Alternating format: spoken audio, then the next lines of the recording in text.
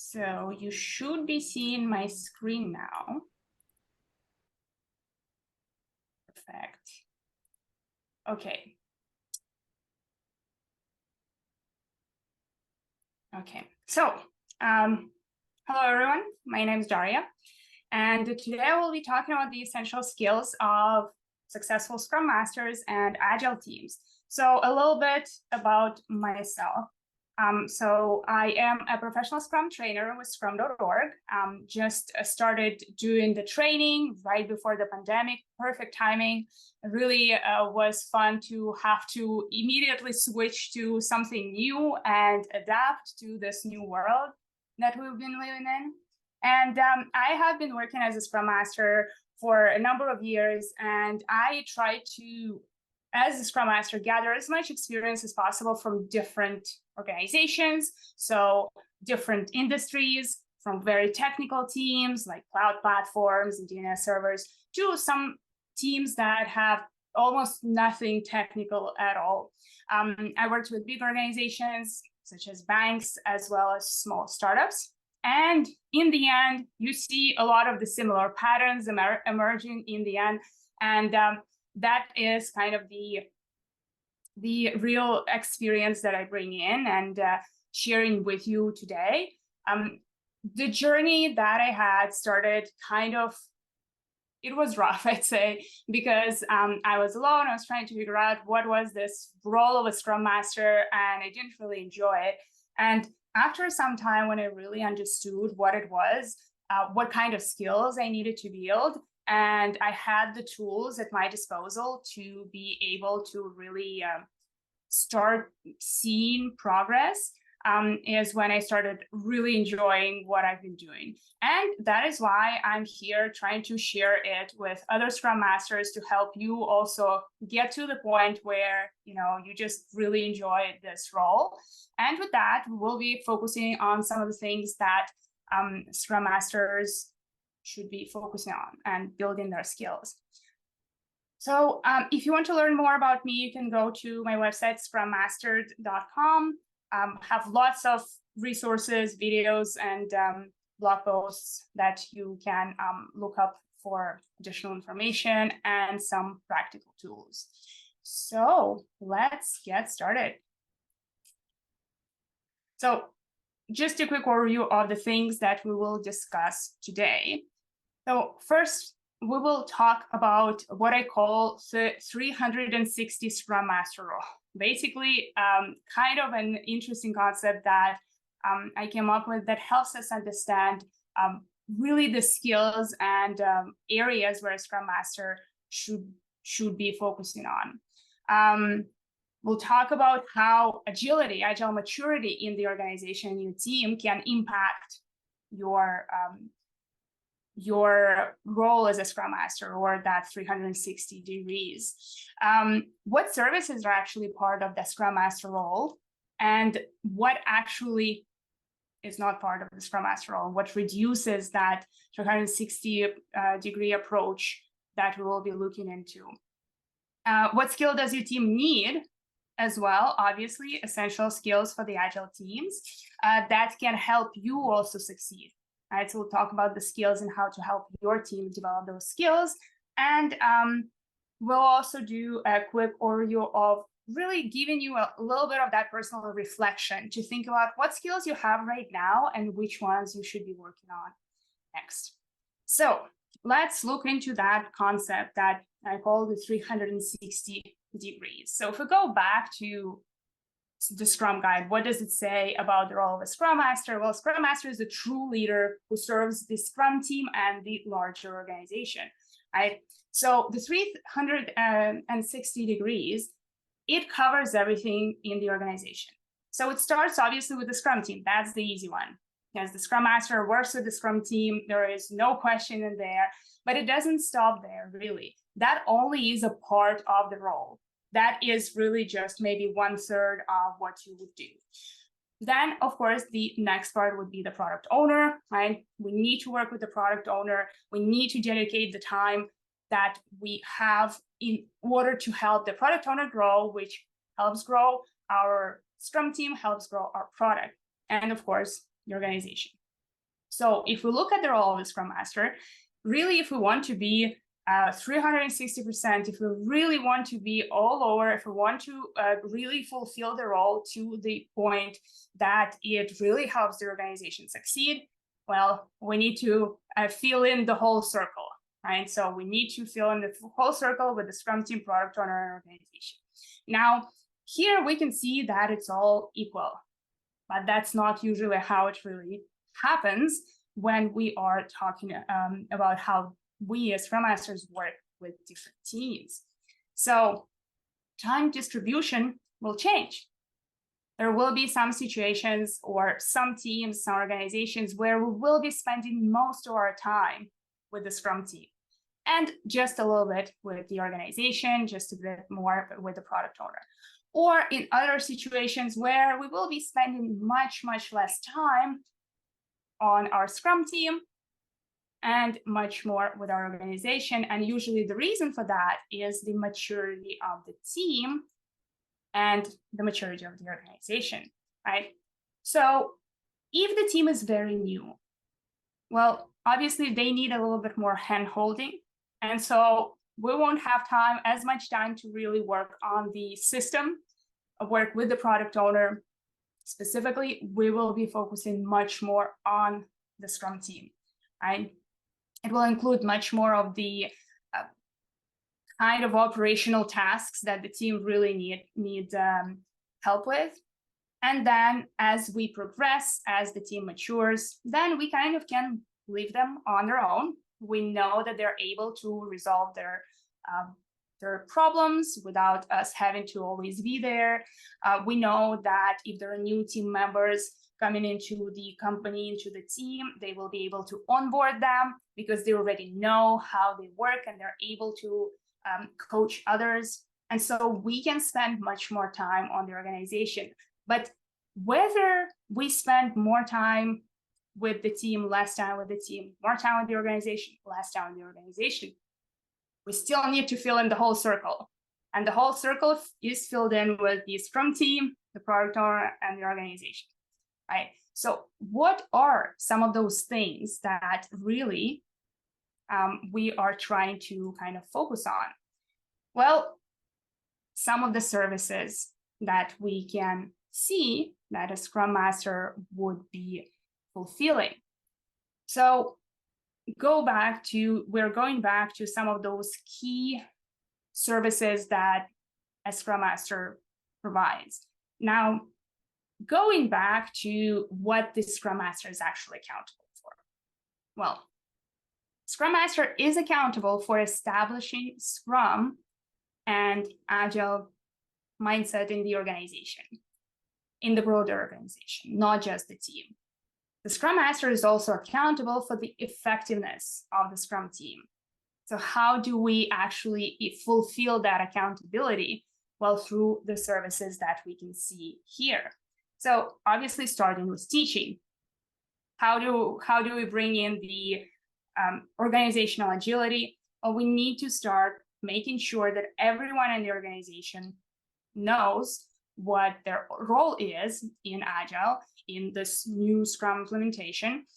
And it doesn't only include, obviously, the basic stuff, like we need to know how to run the sprint, but also just the culture, organizational culture. So we're bringing in that teaching to the whole organization.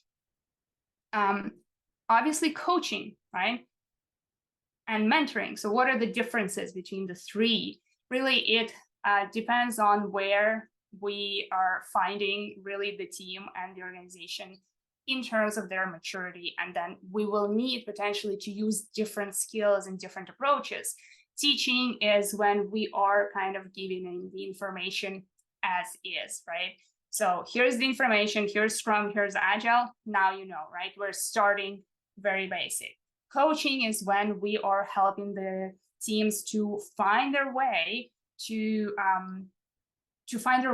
solve their own problems by not providing direct solutions, but instead driving them towards them. Usually coaching associated with much more open questions, right? And really guiding the team, but not giving the answers. And the same way, what can we do? How can we coach on other levels, right? The Scrum team, that's obvious. The product owner, we're coaching the product owner in becoming much more focused on the value delivered, on how they can maybe communicate better with the stakeholders, with the team, right? On the organizational level, management, executives, they need to be involved in all of that process. We need to coach them on how can they be better leaders in the organization to help establish agility. Mentoring is usually much more focused on, here's the experience I have, right? And usually would be work more with people who are already on high levels of maturity. So when our team is mature enough, and we provide the experience, we share, here's what worked for me, here's what didn't work for me, you decide what you would like to implement, right? So that goes back to much more of that self-organization, self-management, and we'll talk a bit about that. Facilitation, obviously we're talking facilitating meetings, that's the easy one, but we're talking about facilitating conversations, discussions, facilitating conflict, right? It's not just facilitating meetings or running them, it's really about facilitating people's ability to come up with the most optimal solutions. Leadership, we can see a lot of things that will come under leadership. I think we can write a whole book just about leadership, but really it's that ability to drive people, to guide the team without authority, right? And then how do we build that skill to be able to provide that service, and on different levels, right? If we're just with the team, then if we're talking about organization, if we need to work with executives, with managers who are obviously are probably above us in the organization, well, how can we still lead them even though we have absolutely zero authority in those situations? A good communicator, I think that's pretty straightforward, and being able really to find the right language to communicate with people in different structures, in different parts of the organization, so that they can understand what we're talking, what information we're bringing. And a few other things here, right? So knowledge of Scrum, obviously, knowledge of Agile tools and practices, right? Something that can help us bring in something new to the organization, especially when we're getting to that coaching, mentoring level. Stakeholder management, as I mentioned, on organizational level, it is one of those sources we have to work with people and with our stakeholders, right? But also being able to connect the Scrum team with our stakeholders. So some of those kind of skills or the services really that we're providing, those are not necessarily skills, right? But the services, so that can translate into different skills. And as we say, Scrum Master role requires distinct skills. There are 3 levels of skills that I think are important to recognize, that we won't have all of the skills from the very start. We won't be able to be to have the high level of confidence in all of the skills, right? But there are kind of the 3 levels that I like to look into, which are absolutely necessary skills that basically mean if we don't have these skills, we cannot perform even at a kind of basic Scrum Master level. Core skills, still very essential. And if this is the difference between a good Scrum Master versus a great Scrum Master, right? And then progressive skills is more of how do we move forward. And so here are the skills that kind of are required in a way for a Scrum Master to really be successful and to really be able to fulfill those services for the team and the organization, right? So absolutely necessary skills. Scrum knowledge, no-brainer, right? Definitely something that is needed. Teaching, I would say, is number 1. If you can see on the core side, like core skills, we have facilitation, coaching. Still important skills, but I think they're not as important as teaching. because this is the first thing that we would need to do when working with the teams, right? We would need to be able to explain complex concepts to them, things that they're maybe new, and explain it in such a way that they're able to implement it, right? To make it practical. Observation, I think that is the absolutely necessary skill, because we need to meet people where they are. We cannot just kind of slap a solution that worked previously.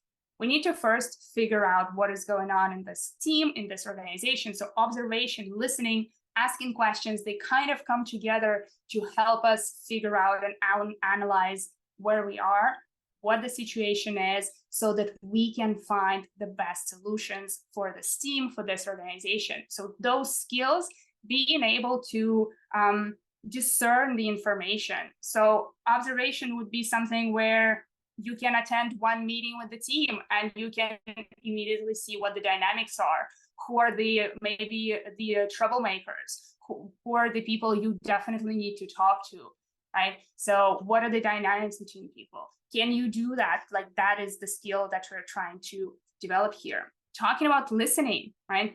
That's kind of reading in between the lines.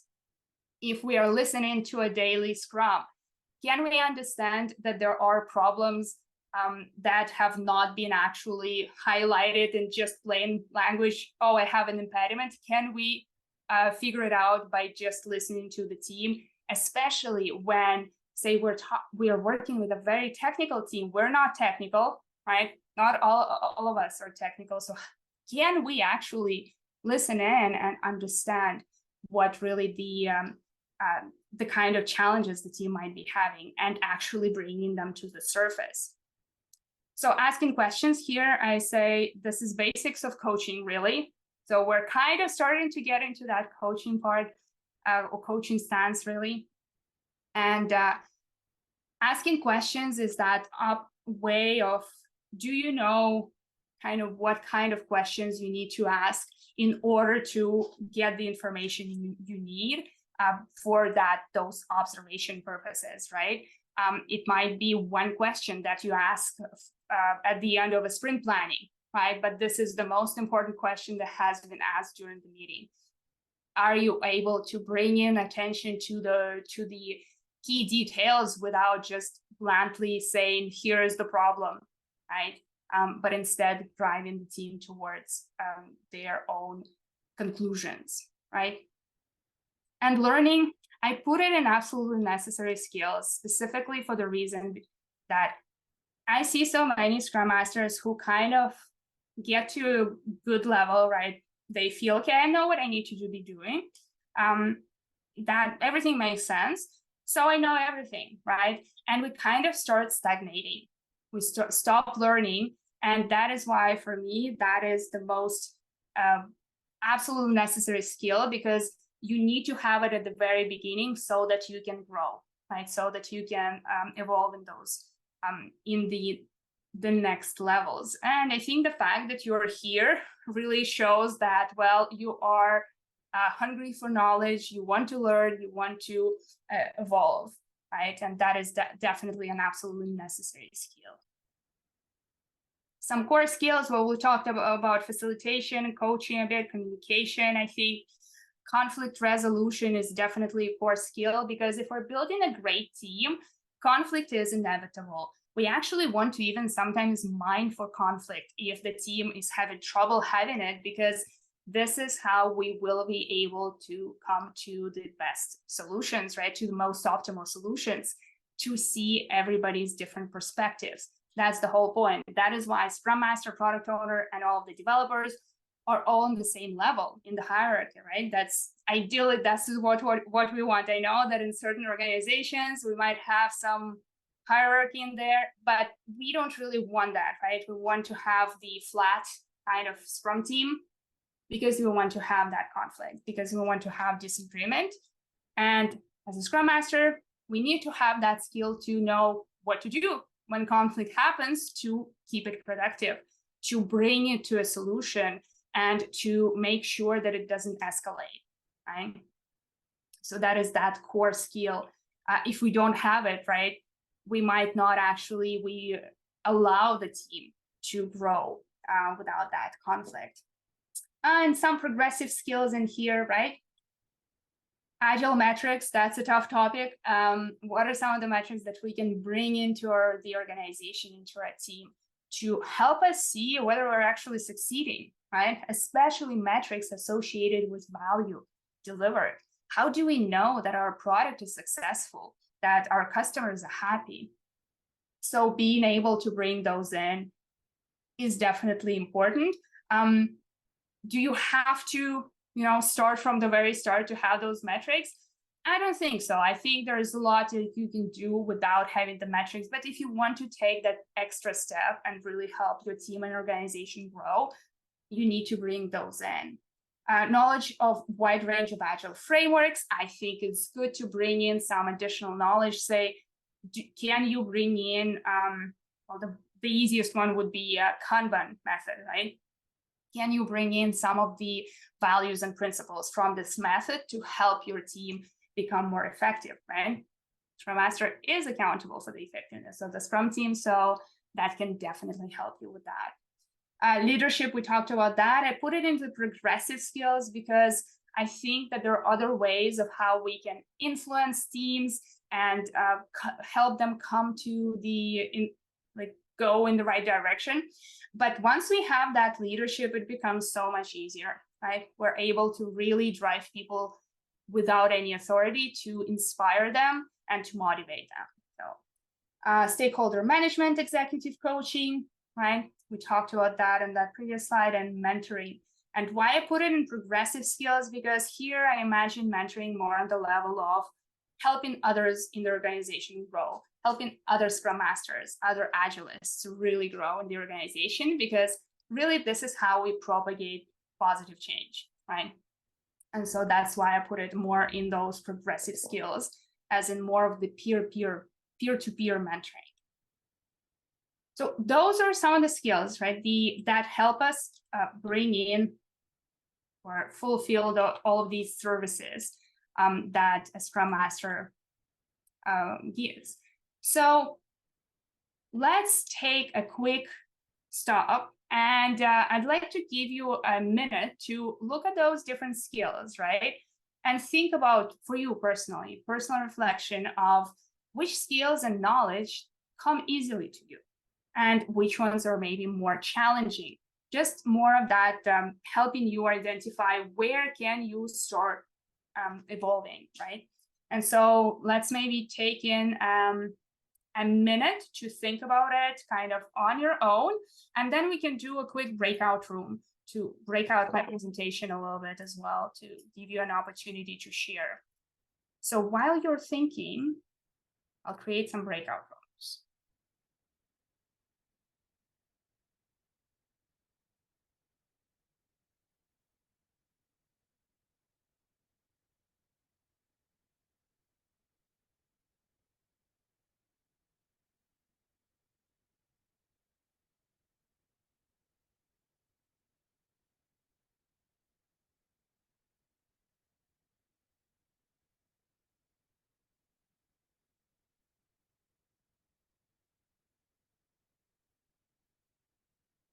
Okay, so I'll send you into the breakout rooms for a few minutes to give you an opportunity to share what you have found in terms of which skills and knowledge come easily to you and which ones are a bit more challenging.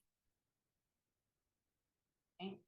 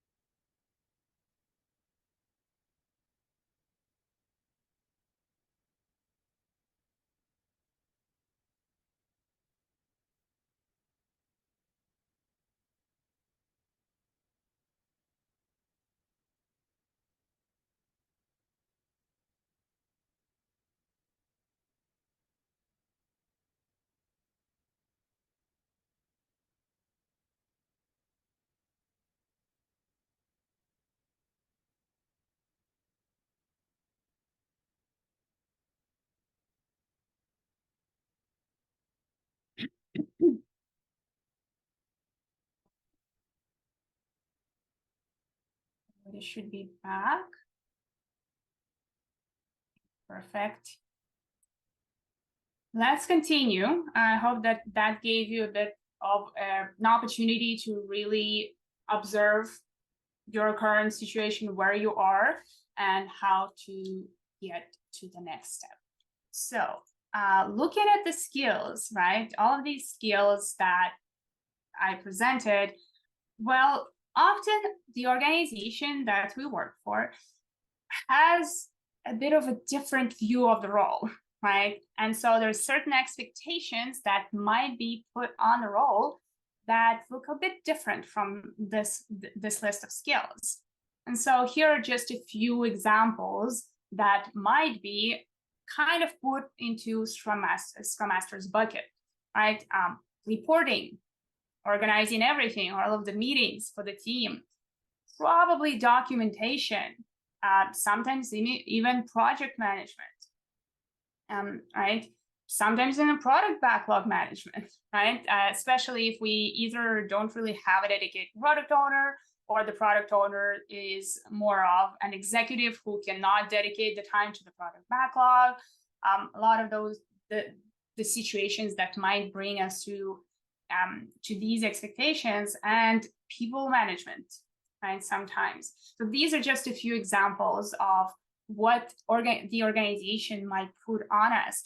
And it doesn't exactly align with the services a Scrum Master provides to the team and the organization in general, right? And so in this case, well, what happens if we have a lot of these expectations that are put on us and we start fulfilling them, we start working on them?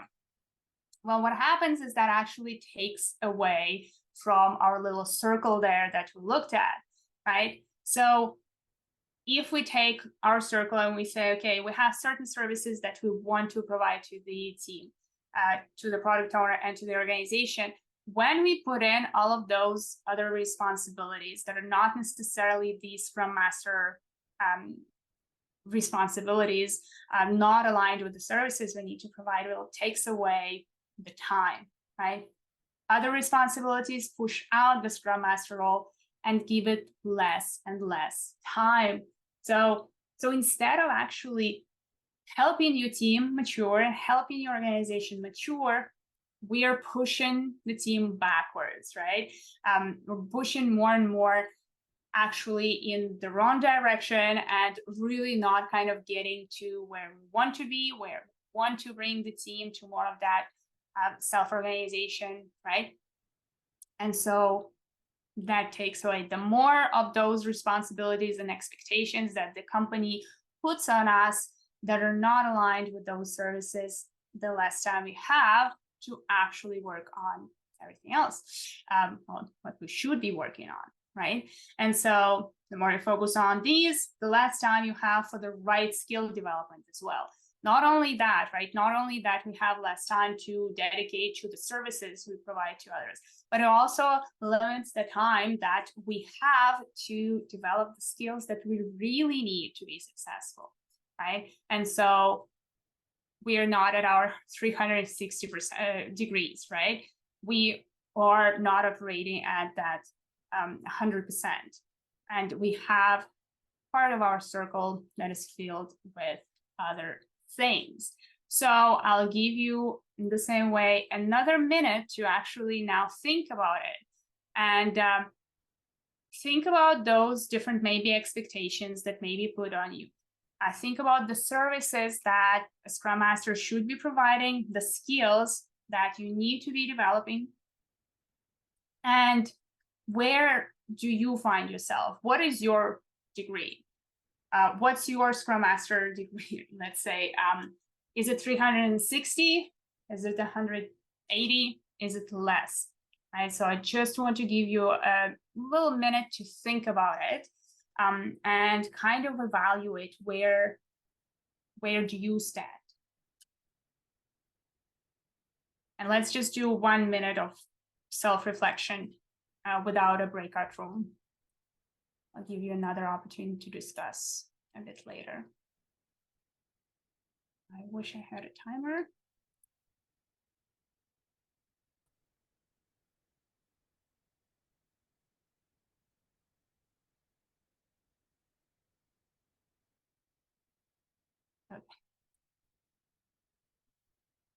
There you go.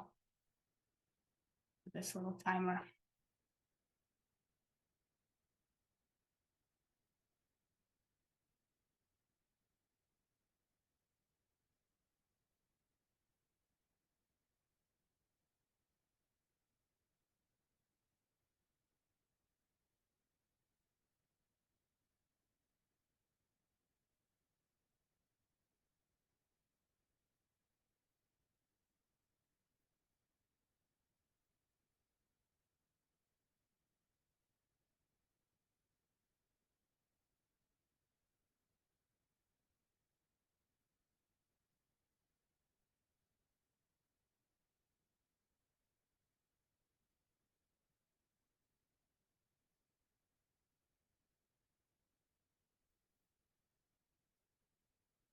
Okay. So now that we looked at kind of these things, right? Okay, we have these expectations that might be put on the Scrum Master. The takeaway from the time. I'd be asking, okay, but who takes care of these work items, right? Someone still needs to do them. We still need to have some kind of reporting. We still need to do some kind of project management. Someone needs to organize the meetings. So we have a lot of these tasks that still are required. Someone needs to be able to provide those services to the team. And if it's not a Scrum Master, if it actually takes away from the Scrum Master to do that, well, who works on that, right? And this is where we actually come to our Scrum team, right? The reality is that the Scrum team needs to develop some skills too, right? We often talk about these Scrum Master skills, product owner skills, but we sometimes forget that the team, the developers, don't only have the development task on their hands. They actually have more skills, more knowledge that they need to develop themselves in order to actually help us to help them, right? So it's kind of that a circle between us. And here are, in the same way, right, 3 levels of skills for a Scrum team, really, right? Whether it's a product owner or developers, but here are some of the things that definitely are required. Starting with the absolutely necessary skills, right? Knowledge of Scrum. So how does it usually work? Well, we have one training, we have a workshop, maybe 2 days, we send the whole team to a training, and that's it, right? As a Scrum Master, we constantly are learning, we're looking, we're doing some research, we want to often kind of really become an expert, right, in Scrum, because we are accountable for the implementation. But for the team, it usually ends with a training, right? And then, if anything, the Scrum Master will tell us, right? But I do believe that a Scrum team, anyone on the Scrum team needs to have that knowledge. Have your developers, your team read the Scrum Guide, right? Do they actually know what's in there? Do they understand the reasons for implementing Scrum? Do they know the purpose of different meetings, what each role is really about? And that is an absolutely necessary skill, I think. And obviously, it's not about becoming an expert, but it's really about having an understanding of the framework. Self-management, right? And so I put it in the absolute necessary skill here, but it is kind of a skill that takes time to develop, really, and it does require us as Scrum Masters to really working with the team, to really giving them enough of the basics and the foundation so that they can self-manage, right? Traditionally, this is not how we came to work, right? When we were in university, when we maybe you had your first manager. Self-management is not exactly something that we were taught enough, right? And so when we're coming to an organization, we expect someone to tell us what to do, right? And now this is very different. Well, if there is no one who comes in and tells you what to do, you need to figure it out on your own, because it is part of your role, actually, when you are part of a Scrum team. Backlog management, there is a different level. For a product owner, obviously, backlog management that's a must, right? But here I'm talking more about a way that understanding of what a product backlog is, knowing how to use it to plan the work, being able to refine the information in the backlog, right? So not only the product owner the product owner is not the only person who would be touching the product backlog. No one else is allowed to do anything there. Well, the whole team needs to be able to interact with the backlog and do some of that management of the backlog as well. Teamwork, obviously, that's another point, right? We often kind of have more of that approach of I'm doing my own task in my own corner. I finish my task. That's it. Well, yes, maybe in different types of teams, that's how things work. But when we're in a Scrum team, that doesn't work anymore. As every person on the Scrum team needs to be able to be a team player, really, because that's what really Scrum is about the teams, not just individuals coming together in a daily Scrum, and that's it, right? Really people working together. And that can go through different ways of how to do that. Pair programming, collaboration, daily collaboration, working together, knowledge transfer, all of those things. But we need to be a team player, right? That's definitely a skill. Planning in uncertainty. That's a hard one because we work with complex products, right?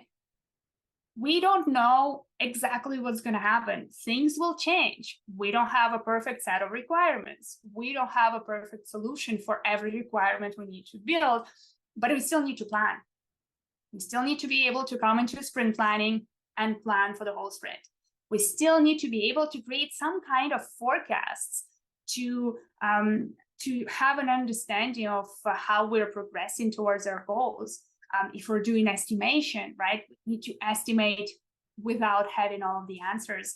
And we need to be able to plan in those uncertain conditions, right? Because that's how we work. That's basically the whole point of a Scrum team, to be able to plan in uncertainty. Creating great goals. Lots of teams are struggling with sprint goals, right? Product goals. Obviously, product goal is more of the product owner responsibility, but the sprint goals, that's more of that collaboration between the product owner and the rest of the team. So being able to create good goals that actually create focus for the team, that actually bring them together and still provide flexibility, right? We're not committing to the sprint backlog, finish items 1 to 10. That's a terrible goal. Can we create better goals that actually motivate us, that inspire us, but also allow us to achieve greater heights in what we're doing, right? And splitting work by value, right? That's kind of another one here where we talk about can we see how to deliver value to our customer in small incremental pieces, right? And that also kind of comes back to that backlog management, right, and refinement. So splitting work, being able to split it in such a way that it's not just like stages. This sprint we're doing development, next sprint we're testing. Can we actually split that work more on that value spectrum? On the core skills, right, we have some other things, obviously communication. I have the conflict resolution in here. Agile estimation is a good one. And I say agile estimation more specifically. I'm not talking necessarily about velocity or story points, but really that understanding of how to estimate more in relative terms rather than absolute, such as in hours or days, right? And understanding what the difference is and being able to actually use that kind of estimation to the team's advantage. So conflict resolution, we talked about it, right? Every good or great team will have conflict. That's inevitable. Teams need to know how to deal with it. ignoring conflict, avoiding conflict, right? Or going full rage in conflict. None of these are good solutions. So how can we work with other people when we disagree, right? So that's another skill for the team to develop. Documentation, organization, presentation, all of those things.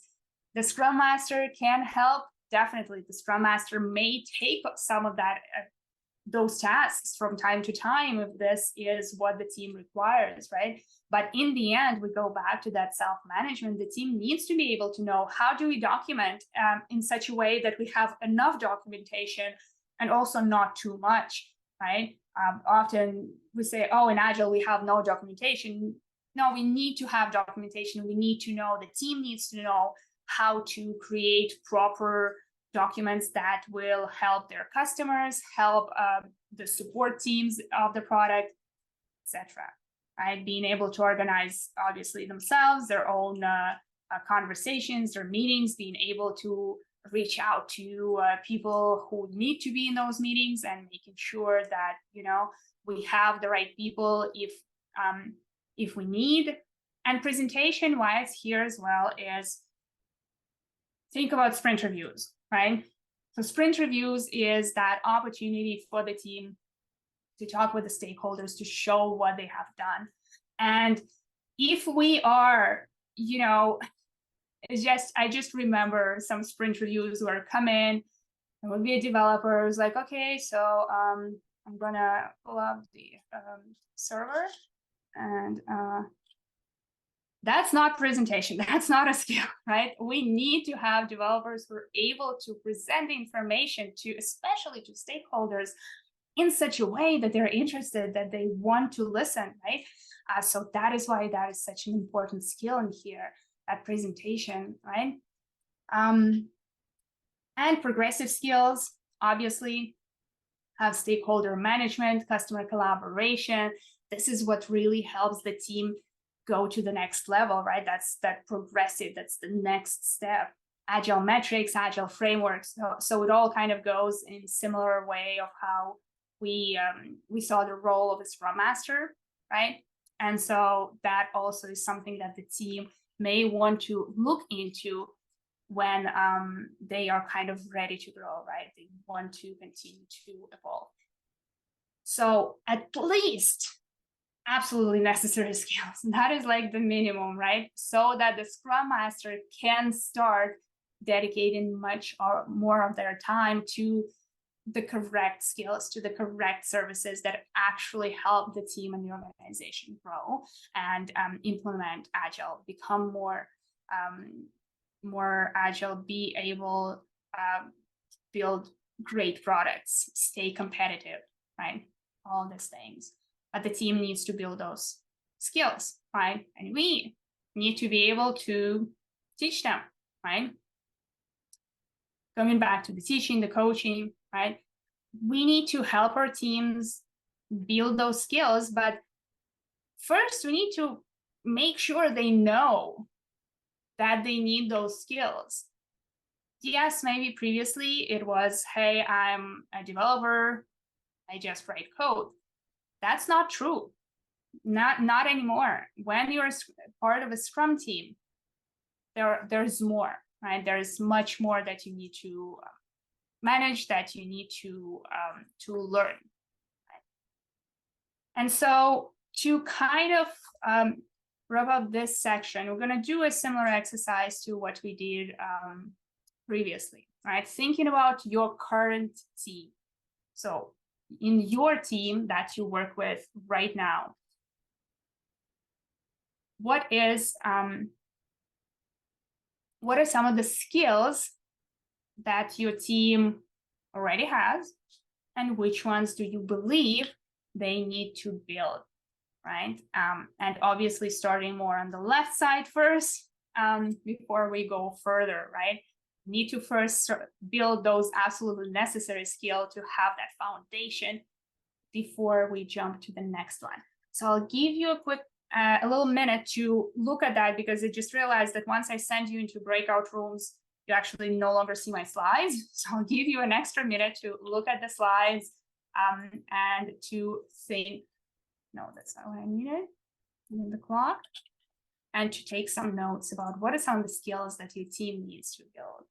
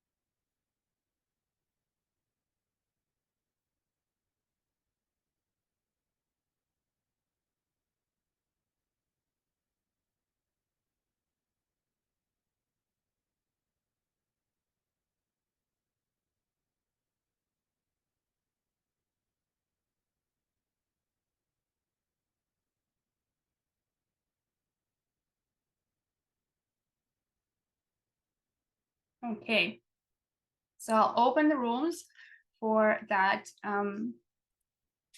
opportunity to discuss and to share. You should have a little bit more time this time. You might end up, I'm not sure if everybody is actually like on the call, you know, if someone stepped out. So if you find yourself talking to yourself, feel free to return to the main room.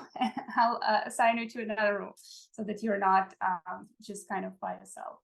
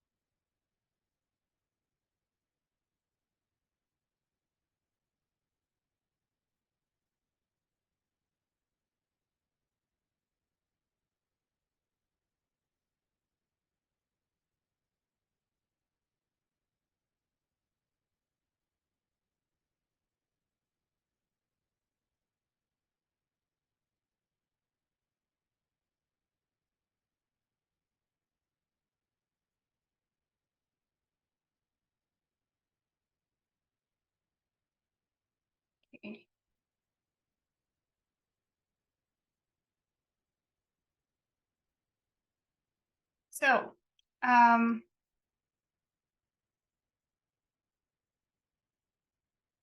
this summarizes all of the key slides, key information that I wanted to give you today.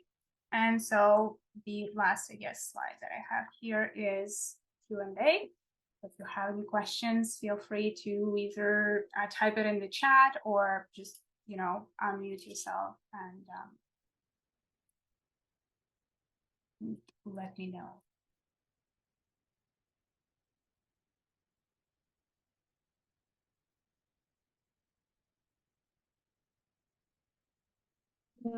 I'll just toss in a question. And this may be a real rookie one. Based on my experience, teams tend to become self-organized. I'm thinking of a trip I took down the Grand Canyon, and day one was a cluster. But by day 4, we had a feel for each task. We knew what we were doing. We knew what time we had to be on the water. And so we just kind of naturally fell into some roles. And I'm wondering if that's something that happens with teams generally, or is that it's not an agile characteristic, but I'm wondering if it's characteristic of teams. I think in this particular case, right, you probably had a very clear goal, right? There was no question around don't drown. Be on the water by a specific time, don't drown, right? So it was clear. And I think because there also was probably a short-term kind of 18 days. Well, pretty short term. It's what? Yeah, it 1.5 wasn't the rest of our sprints. lives. Yes. And so let's stop sharing here. And so that's why I think it might have been, it just by default, it was an easier environment. When we are talking about kind of the complex work that we're doing with Agile teams, there are some situations maybe where it can be a bit easier, but I feel like that because there's so much complexity is that goals are often unclear. People actually have different goals, right? We have team goals versus individual goals. And if we don't have enough, I guess, focus on those team goals, then individual goals come in. We have much more of that complexity that enters, and that's why it's difficult to naturally kind of create the kind of environment where the team just can automatically self-organize, I'd say. Thank you. I'd have to say I've run into one time if the team's trying to find where they stand, that there's some people that are more dominating personalities than others, and then it kind of throws an off balance in that similar playing field. People fall into like that managerial, telling everybody what to do, and I've had to like kind of back them off. Like, this is for everybody. They need to decide on their own, be more self-organized. You can't speak for everybody. Sometimes I've had that happen before where I had to like rein them in a little bit. Yeah, to echo that, we had to make a real conscious effort because our team did self-organize into, these are the guys that are always doing the troubleshooting. These are the guys that are always on, doing prod support and whatnot, and not necessarily an agile process. But we did fall into that self-organization because there were some more dominant personalities and personalities. They were the ones inclined to just jump in and start taking charge. And it has been a painful transition in the last, we've been doing this for about a month and a half now, where we're really being specific. No, take a step back, let these other people do this. And it's been painful. But I think the self-organizing thing, it happens. And I think personalities play a huge role in that. I would add too, as far as goals are concerned, my experience has been that when teams think they have a goal, most often it's, hey, we need to get these 5 or 10 items done, not a true goal, what we need. And they really struggle with goals that will help them focus together. Yeah, I think goals is definitely one of those limiting factors, right? Because even sometimes you can ask different people on the team what exactly you're trying to achieve, and they probably will have very different ideas of what it is. And then we start kind of trickling down to maybe different levels of the organization. Well, then that's a different story, right? So, and that is one of those things where you need to also help your organization and by coaching them, but helping them communicate the goals much better, to the teams, so that they know what they're working on, why it's important, why it matters.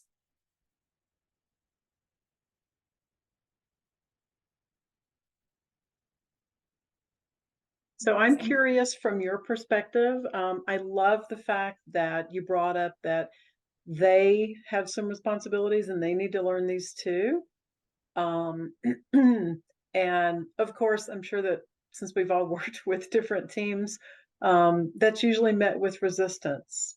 Why do we really need to do this? Whatnot. In your experience, or anybody else here, what have you found the most effective for helping them really buy into that?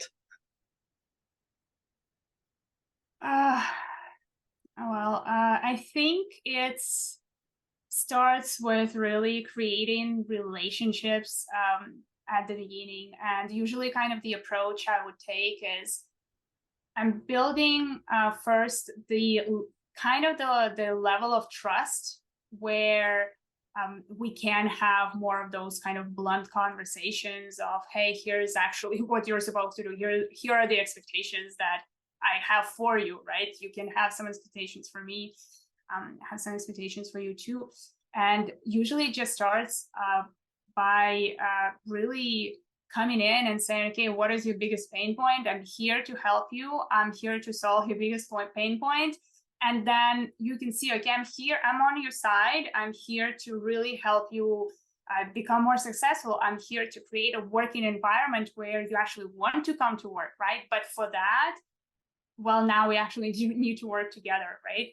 And so often that is kind of the easiest way. Does it always work? No. Will you have very difficult, challenging people? Obviously, right? But I found that generally this works. And once you start actually solving people's problems, then they want to listen. And it can be as simple as like, I don't know, changing a squeaky chair. I don't know, like it can be something so simple. I remember I had when I worked with a team, we had an artist, and he obviously was needed to draw in assets and art digitally, and we had terrible light protection in the office. Like he was struggling to actually like see what he was working on, and I brought him like this blackout umbrella, and I'm like, look, I'm not using it. I'm just gonna. It's not like someone asked me. And he was so happy. He was like, oh my God, you saved my life. He hugged me, and just small things like that. And then because then now I can say, hey, let's help each other. So small things like that, it can definitely help. I think that the key thing that you're hitting on, Daria, is we have to build a rapport with the people that we're working with so we can develop an understanding or an empathy.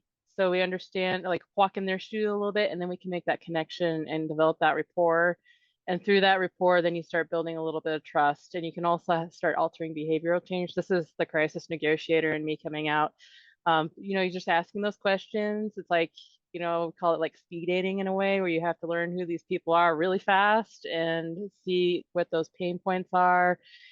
And maybe it's something super simple as, like what Daria is saying, but that's you're understanding where they're coming from. And then you have to kind of prove yourself quick, but that's that rapport that you have to develop. And one of the things like I like to teach people on developing that rapport is people like to talk, open-ended questions, get them to talk about what's going on, a little bit about themselves, learn who you're talking about, and then you can start creating that stronger rapport, that trust, and then have that empathy. And then you can get them to start buying in a little bit more, because then also now you're understanding where they're coming from. And you can speak it in their language a little bit, use some of their terms that they're using, some of the things that they're saying, and then, agree to maybe tackle some of those things and then move up. That's helpful. Been trying to sell the sprint retrospective idea to our team, and the junior devs love it, the senior devs hate it, and it's been a struggle trying to really get them to engage in the retrospective and see the value in it. So yeah, some good food for thought there. Maybe a thought for you, Grace, is to have the seniors be the teachers and the coach for the lowers. And then they, some people like to teach, some people don't, but maybe then they feel like they're providing that value to that retrospective, encourage that conversation, facilitate that. Good thought. Yeah.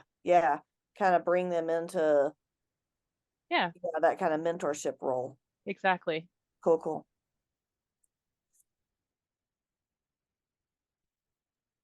I would like to point out, Daria, I've been watching your YouTube videos and gone through a lot of your content. I did the 7 days challenge. Did some really cool things that you've put out there. I really wanted to kind of thank you for those, because they've been quite helpful in my journey through Agile and Scrum, and really wanted to voice that. Thank you so much for watching. Really, I really appreciate that. That makes me happy to hear that this helps, That's the whole point of it. I will voice the same from him. I lost my mentor who got me into Scrum from coming from a first responder position, and I got pointed towards you, Daria, and you've definitely helped me with some of the questions that I've had. So thank you for your time and the effort that you're putting in, especially with content that you're sharing. And I find it super helpful. Thank you. Thank you. I really appreciate it. Just subscribe to this channel. Well, you'll get the presentation afterwards, but yeah, you can find the Scrum Master ED at the end. So, are there any other questions? I think we still have a couple of minutes. I actually have one, and I've been kind of tossing it around. I've had an unfortunate chain of events happen. My wife has been in ICU for 6 weeks, and we dealt with near-death experiences and such.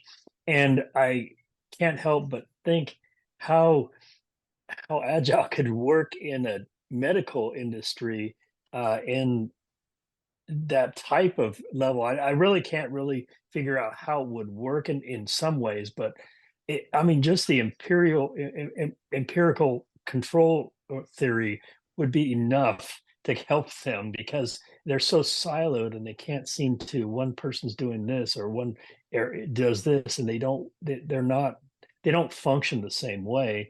And we're talking about human life. The first thing about the Agile Manifesto is people before process, right? Mm-hmm. But in the medical industry, it's process before people. It's like just backwards. So, I was trying to figure out how all that goes, and how could Agile actually work in the industry. I know it could work for the software in there, and I know it could work for particular aspects, but not necessarily into the hospital perspective. But there's got to be a way, of some way. Have you experienced anything like that? Don't have experience with a medical field, to be honest, so I don't really know how hospitals operate. I think this is kind of what you're saying, that some places where it can be applied, like if a team is performing the surgery, they have a very clear goal and they all work like one team. There isn't any, question in there. I kind of feel like that is that cross-functional team, but also everybody knows what their role is. but if we talk about, say, the emergency unit, right? We can't really plan, and we need to be reactive. So that can be, can we implement more of like Kanban approaches or methods in there to optimize the flow? Probably, though would need to understand a bit more of how this all works, right? To understand how do you prioritize, right? Do we have a clear criteria for prioritizing? Like who is the person who needs to be right in front, right? I think someone says in the comments to have a daily sync. And I heard of this actually as simple as, I think someone, Yes. I don't remember yet what the story was, is that, but basically it wasn't a hospital, but they were working on like a construction, like a small home renovation project. And, you know, usually that takes like 6 months instead of 2 weeks. And so they implemented daily sync, and that really helped. So as simple, right? Mm-hmm. I can see retrospectives there in comments Right. as well, right? Yeah, definitely there. Yeah. Can we do sprints? Maybe not, but some of that inspection, adaptation, and transparency. For some parts, Right. maybe, you know, I'm just coming from the medical field and I can see its application to some parts of their work, but when patients come in, it can completely go out the window. Yeah. Yeah, that's the part that you don't control. I know I guess the closest thing to a retrospective is a lot, there's like a lot of after action discussion. So like if there's a major incident of some sort, or if there's something that needs to be discussed, everybody that was involved in that will come together, and then we have kind of like a roundtable discussion of what your experience was, what your perspective of what could have done better, different. It's just kind of like after action, and that's kind of what we did with law enforcement too. If we had like a major crisis incident, it was an after action discussion, as it were, and we brought in like everybody that was involved. If you were there, you come in, because everybody has a different perspective of what role they played and what they saw, different experiences and all that. So in a way, there's a retrospective, but at the pace, I think that an emergency room, especially like an ICU, it could be too fast paced. There's too many moving parts. There's so many different patients that are there that it, like Christine is saying, it kind of gets thrown out the window at that point, and it's just fast moving. So it's really difficult to maintain it. It's interesting to hear that perspective, because one of our best junior devs actually came from the medical profession as a paramedic EMT in an emergency room, and he has just slid into the, there you go, into the agile process. Like, it was absolutely seamless for him. So it was, you know, it was interesting to see, hear you guys talk about it the other direction. He's coming in from that, you know, that position. Yeah. That's what I was telling some of the guys here that I was with. I came from complete first responder, law enforcement, EMT, firefighter, and everybody swore up and down that I'd make the best Scrum Master on the planet. And I'm like, I have faith in you guys. I don't know what it is, but okay. Nice.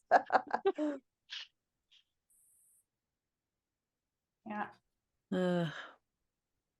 I think a necessary piece to that too would be in the retrospective, what education do I need to do this the next time better?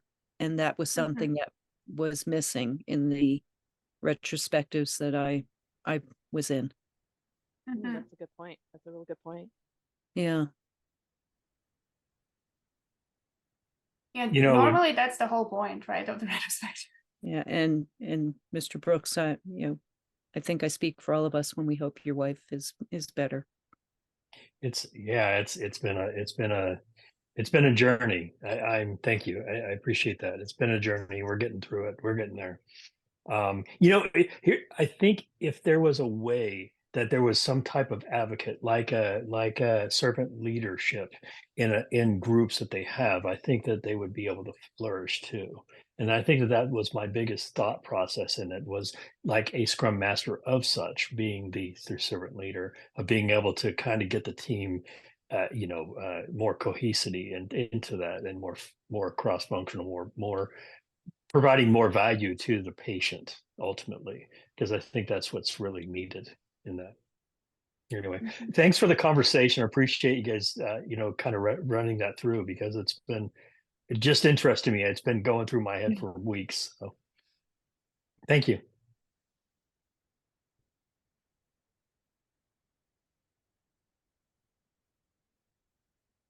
I guess we're at time. So I'm giving it back to the organizers. Oh, and I think we have the same problem. We cannot hear you.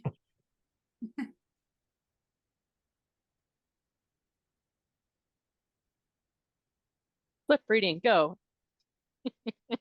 Can't hear you. No, we can't hear you. I Can you think hear me? probably the settings. I am going to the settings. Can you hear There me? you go. Yeah. Can Yes, hear you that now. works.